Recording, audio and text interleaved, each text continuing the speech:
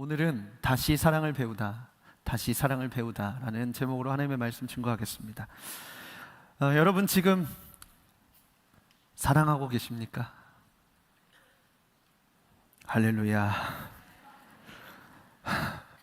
여러분 우리는 모두 사랑하고 싶고 또 사랑을 받고 싶어 합니다. 할 수 있다면 누군가가 나를 좀 알아봐 주면 좋겠고 특별하게 여겨주기를 원해요.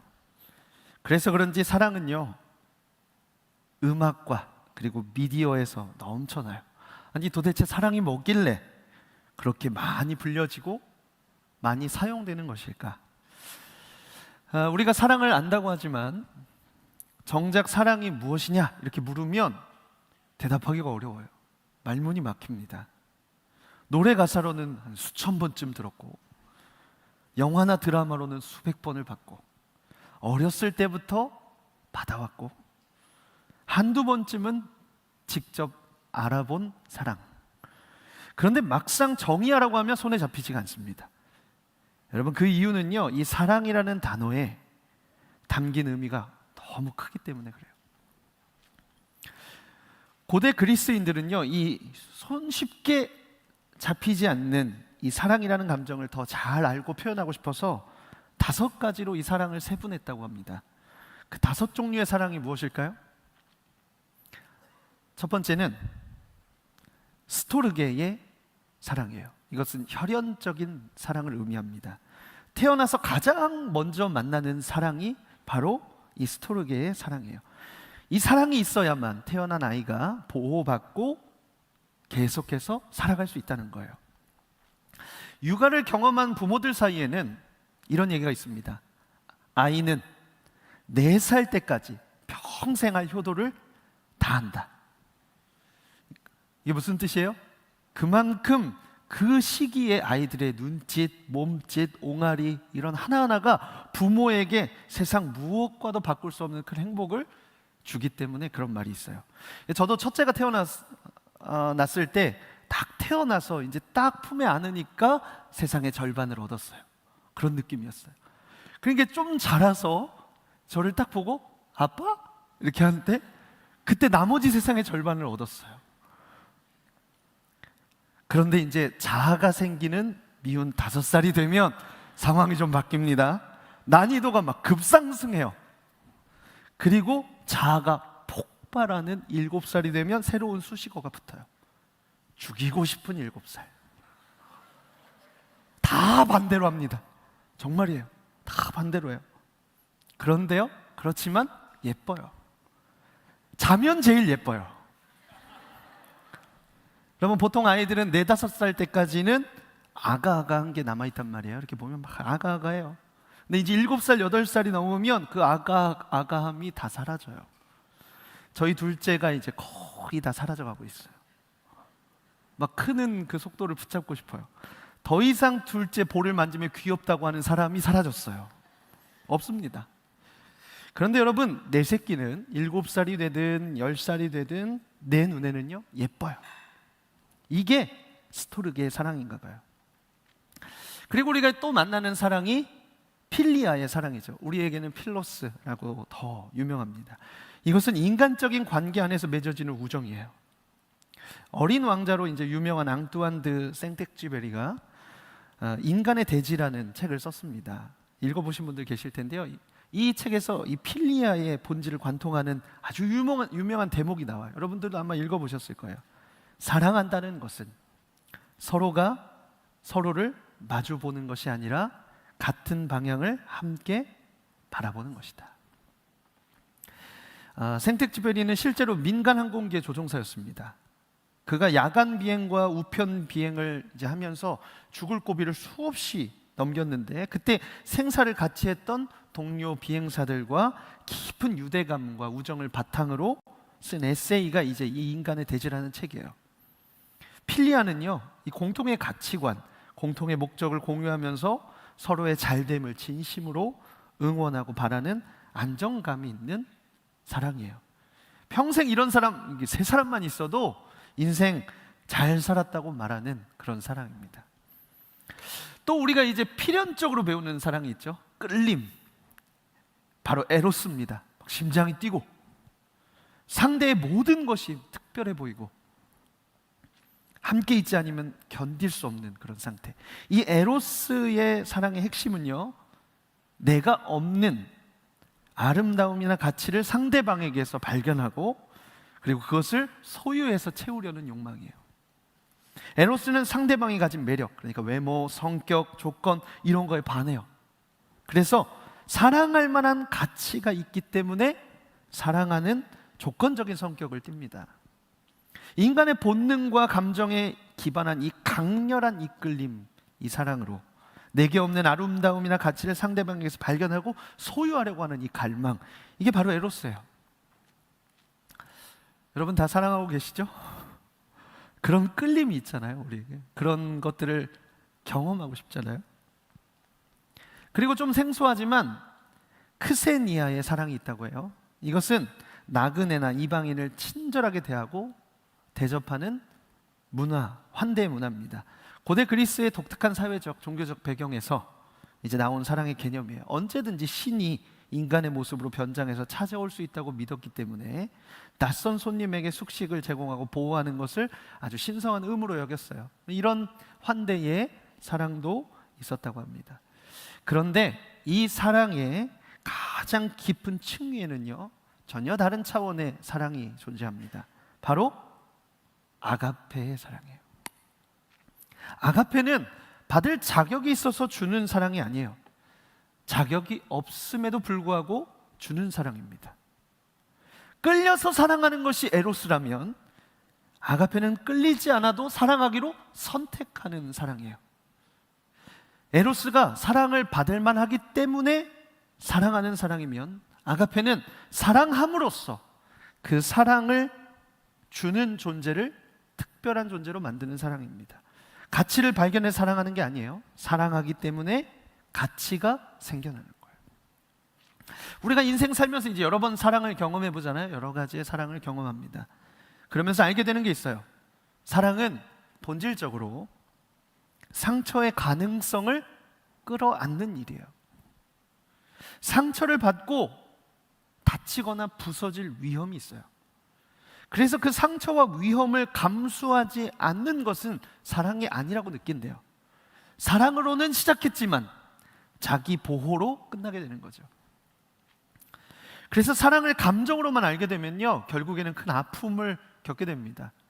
이별을 경험하죠. 왜냐하면 감정은요, 식어지거든요. 가슴 뛰는 사랑에는 유통기한이 있대요. 들어보셨어요? 사랑에는 유통기한이 있대요. 그 강렬한 도취가 길어야 2년에서 3년밖에 안 된대요. 공감하지 못하시는군요. 아니, 남녀 간의 사랑이 2년, 3년 지나면 그 끌림과 그리고 그 강렬한 도취가 사라진다는 거예요. 식으면 끝나요. 그럼 어떻게 해요? 다시 새로운 사랑을 찾고, 다시 식고, 다시 사랑을 찾고, 다시 식는 거예요. 그래서 에로스의 사랑을 전부로 여기는 사람은요, 이 충전과 방전을 계속 반복하는 겁니다. 여러분, 끌림은 입구이지 사랑 그 자체가 아닙니다. 이제 오늘의 시대에는 더욱이 사랑한다는 말을 너무 쉽게 이제 사용할 수 있고 많이 듣게 되죠. 근데 그런 이 시대 속에서 성경은 이 진실한 사랑을 무엇이라고 말할까요? 오늘 우리가 읽은 고린도전서 13장에서 이 아가페의 사랑, 이 헬라어로 아가페라고 사용했어요. 아가페의 사랑은 구체적으로 어떤 모양과 어떤 모습을 가지는지 이제 오늘 본문에 쓰여 있습니다. 여러분, 고린도전서 13장 너무 익숙하시죠? 사실 고린도전서 13장은 결혼식에서 가장 많이 읽혀집니다. 그래서 이제 왠지 낭만적인 사랑 이야기, 부부간의 사랑으로 우리가 이해하기가 쉬운데요. 근데 실제로 이 말씀이 쓰인 상황은 전혀 달라요.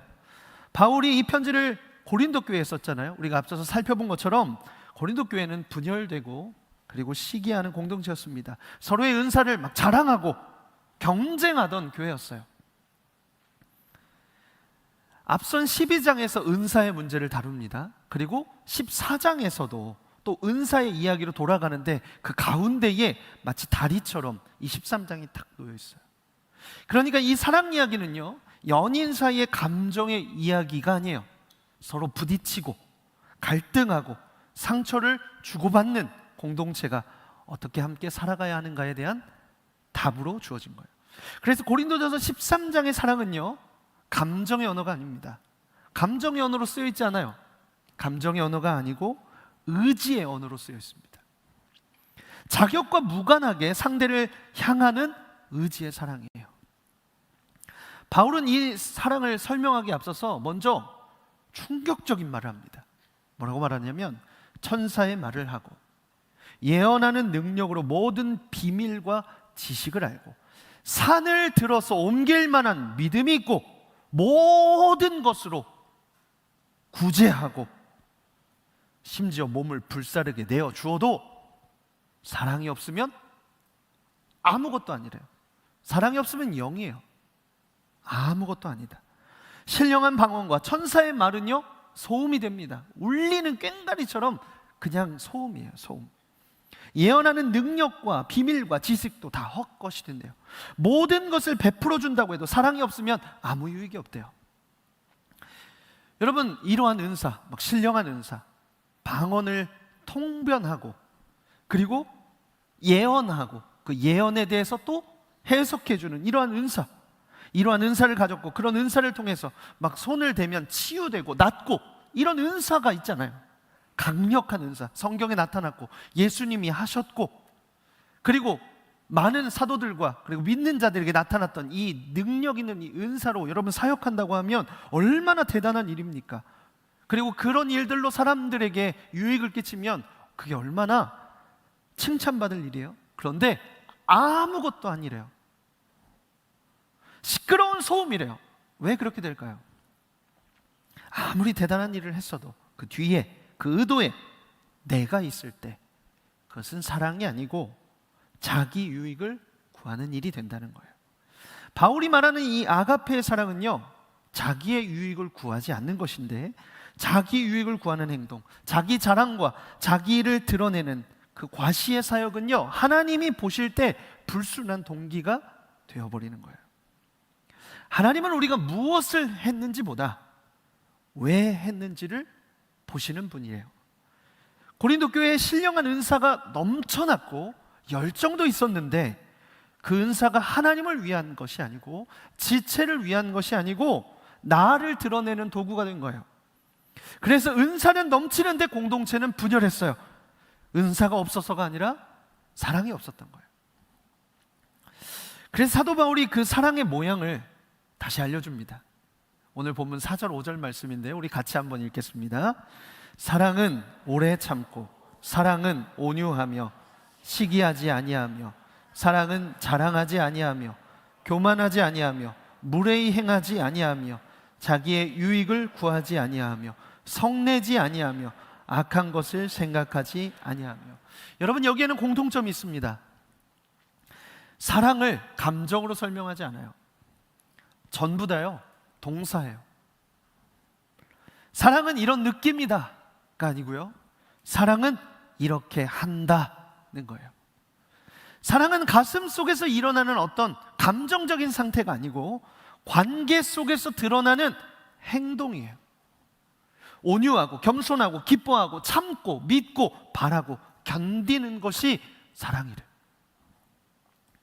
그리고 또 보세요. 그 목록의 절반 이상이 무엇 하지 아니하며 라고 쓰여 있어요. 시기하지 아니하며 무례히 행하지 아니하고 자랑하지 않고 교만하지 않고 화를 내지 않는다. 사랑은 뭔가 화려한 걸 더하는 게 아니에요. 시기와 자랑과 무례함과 교만과 분노를 내려놓는 거예요. 곧 자기를 비우는 것, 그게 사랑이래요. 그런데 그 가운데서 더 주목해야 할 사랑의 모습이 있어요. 그것은 바로 자기의 유익을 구하지 아니하며입니다. 이것이 핵심 중의 핵심이에요.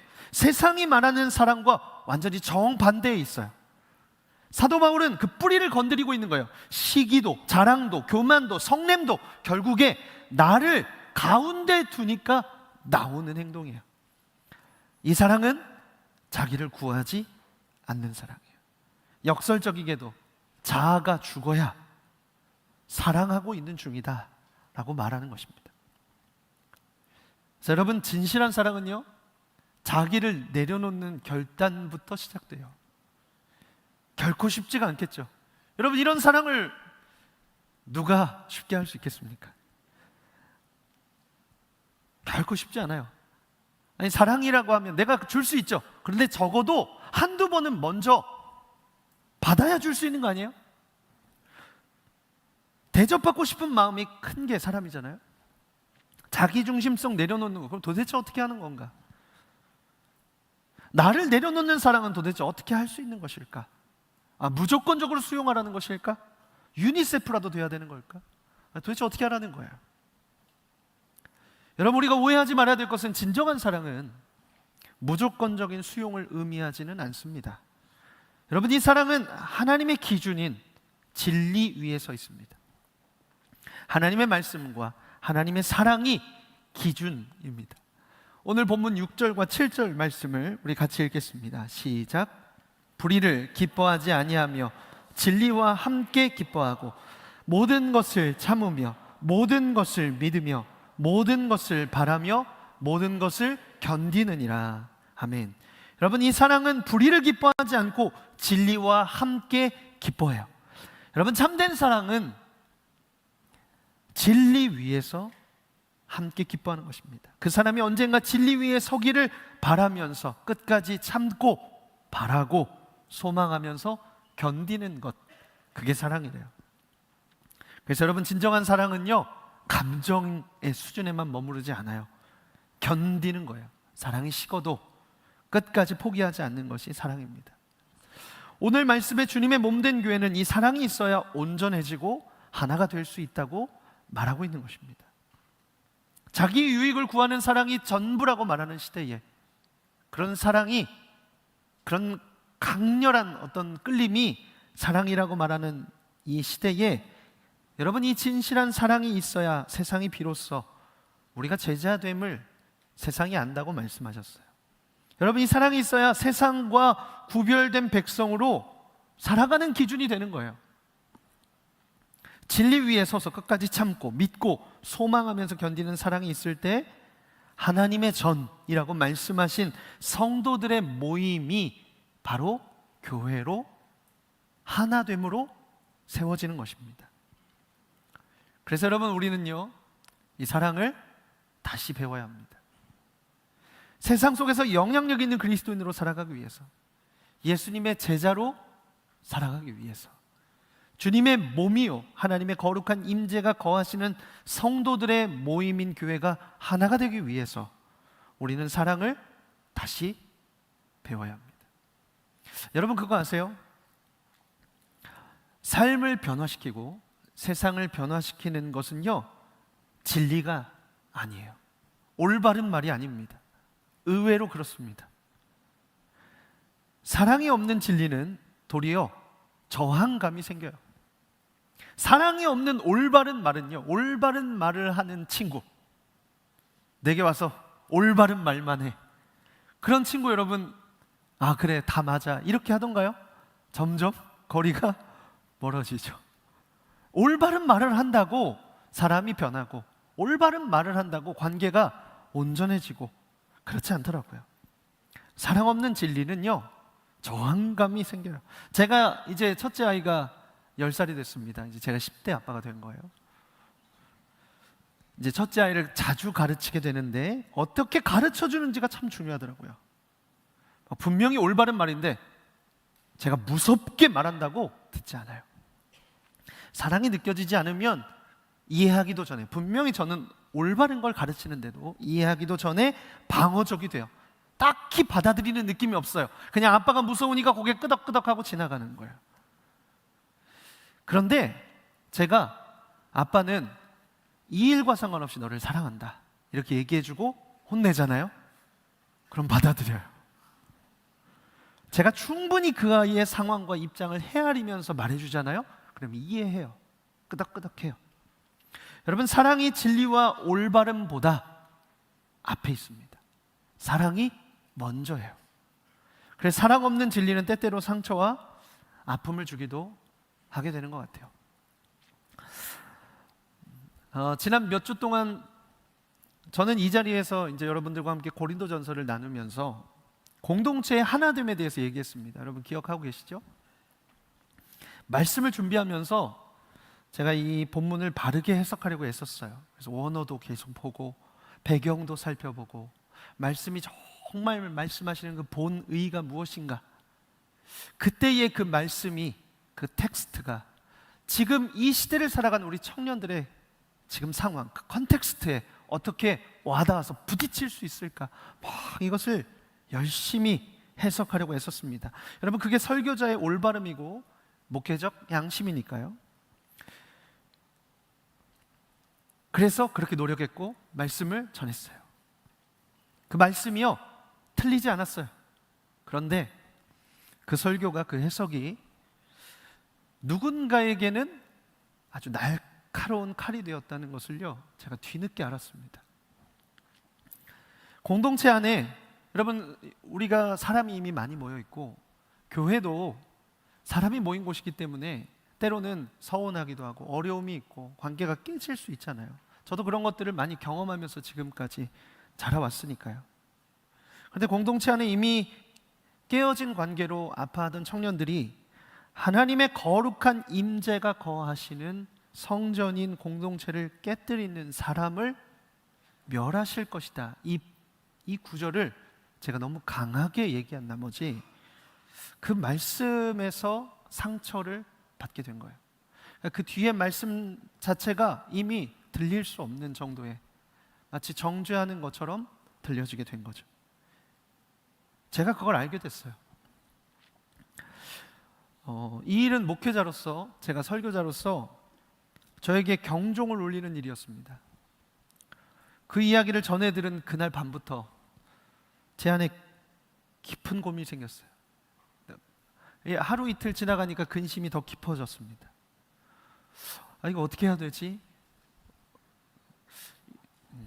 마음 한켠에 커다란 돌덩이가 이렇게 얹어 있는 것 같았어요. 제가 누구한테는 말하지 못하고 제 안에만 이제 제가 끙끙거리는 걸 알았는데, 이 해소되지 않은 마음 붙들고 설교문도 다시 읽어보고 그때 의도와 생각을 되돌아보면서 시간을 보냈습니다. 근데 딱히 특별한 진전 없이 2주 정도의 시간이 지났어요.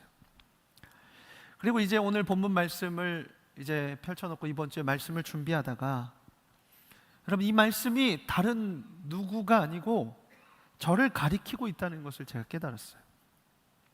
본문을 잘 해석해서 전달하는 것, 그러니까 언어, 배경, 본문이 말씀하시는 본의를 씨름해서 해석해서 잘 전달하는 것보다 사랑이 먼저였더라고요. 저는 제가 사랑이 없다고 생각하지 못했습니다. 제 안에 공동체를 향한, 그리고 여러분을 향한 사랑이 있어요. 그런데 그것이 가장 우선이 아니었습니다. 바른 지식을 말하려고 했지만 그날에 그 말씀을 받는 사람의 마음을 깊이 고려하지 못하고 제가 말씀을 전했습니다. 만약 그날 사랑이 우선이 되었었다면 저는 그 문장을, 그 표현을 다르게 했을 거예요. 내가 얼마나 큰 실수를 했는가, 이제 그 실망감이 몰려왔습니다. 여러분 설교자가 말하면 회중은 들어야 하잖아요. 여러분 중에 누가 갑자기 손 들고 목사님 왜 그렇게 얘기하십니까? 이렇게 얘기하는 사람 없잖아요. 그래서 더 책임이 통감되는 거예요. 저는 이 며칠 동안 저 스스로 설교자의 자격에 대해서 물었습니다. 그래서 이 실수를요 말하기로 결정했어요. 사실 말하지 않으면 모르는 사람이 훨씬 많고, 말하기 때문에 질타를 받거나 설교자로서의 신뢰가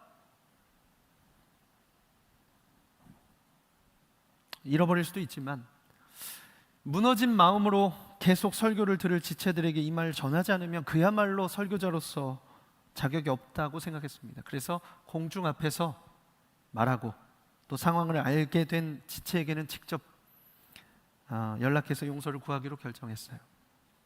그래서 저는 이 시간 용서를 좀 구하고 싶습니다. 혹시 그날 그렇게 마음을 다치신 분이 계시다면 용서를 구하고 싶습니다. 이것으로 충분하지 않을 거 알아요. 그래서 그런 분이 계시면 저를 찾아와 주십시오. 그럼 제가 할 수 있는 최선을 다해서 더 깊이 사과하고 노력하겠습니다. 제가 앞으로 설교를 준비함에 있어서 사랑을 먼저 구하면서 저에게 맡겨주신 이 어두운 시대에 여러분과 같이 귀한 청년들에게 하나님의 말씀을 잘 대언하기 위해서 사랑을 먼저 가장 앞에 세우고 말씀을 준비하기 위해서 노력하겠습니다. 저는 이 오늘 말씀을 준비하면서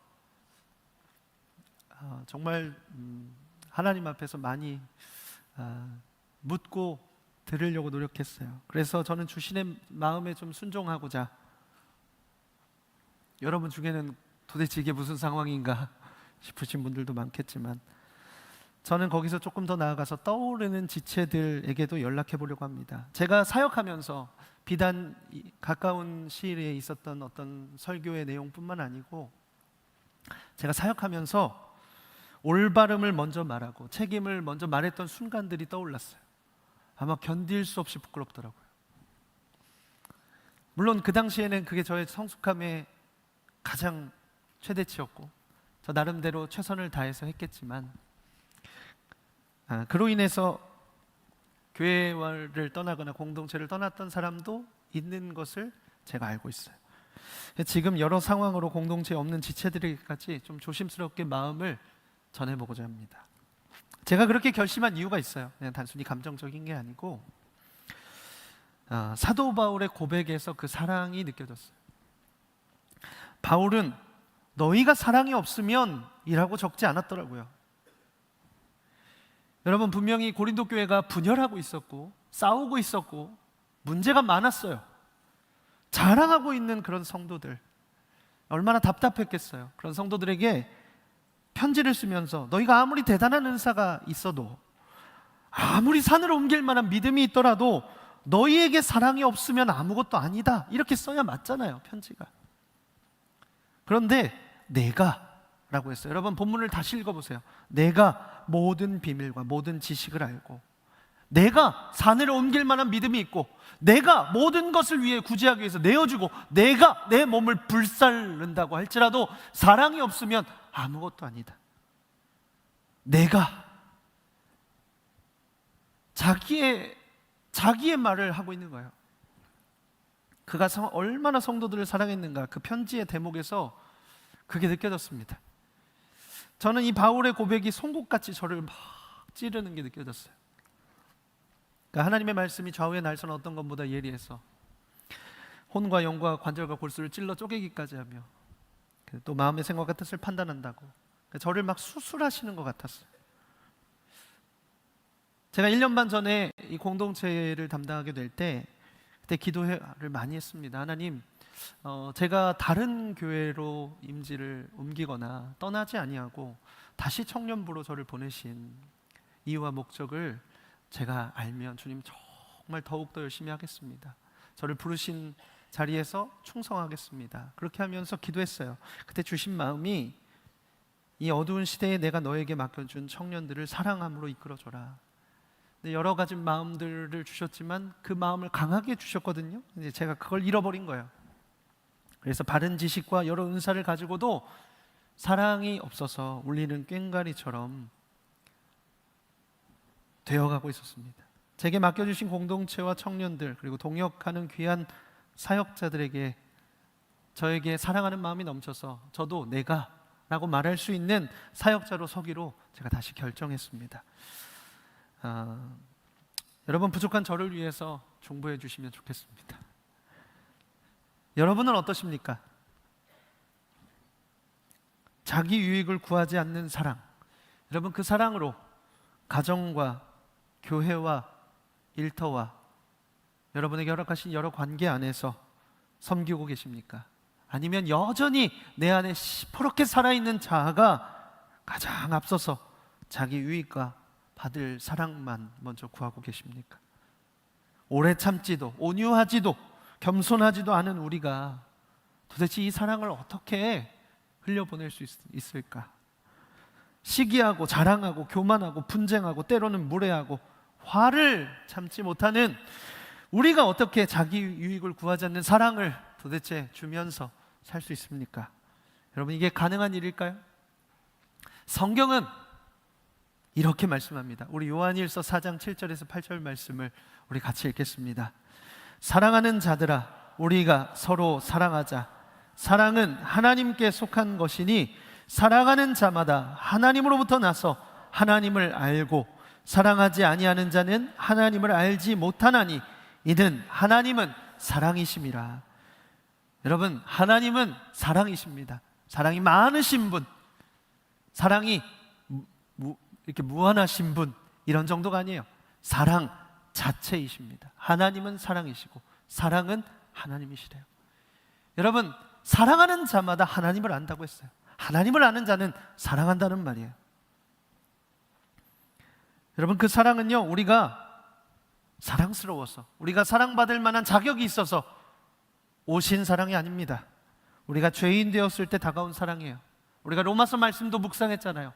그 말씀 붙들고 여러분 사셨잖아요. 로마서 5장 8절에 이렇게 쓰여 있습니다. 우리 로마서 5장 8절 말씀 읽겠습니다.